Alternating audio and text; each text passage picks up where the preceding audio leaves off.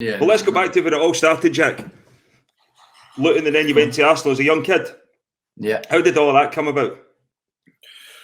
I was playing for Luton, and we played against Barnet, and the ref was actually a scout for Arsenal.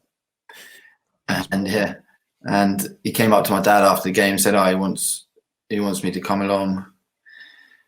He didn't even say try. He wants me to come.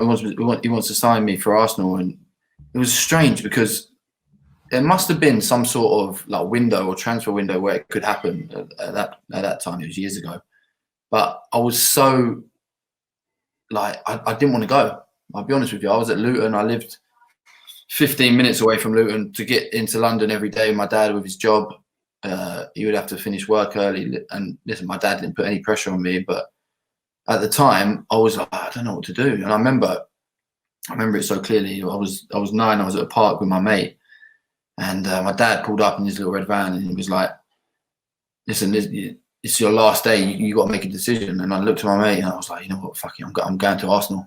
And then the rest was history. But yeah, fair play to my dad, because we didn't have much as a kid. He was a plumber, and he used to finish work like 4 o'clock. We had to leave. I remember got home from school at 3:30. My mum would make dinner.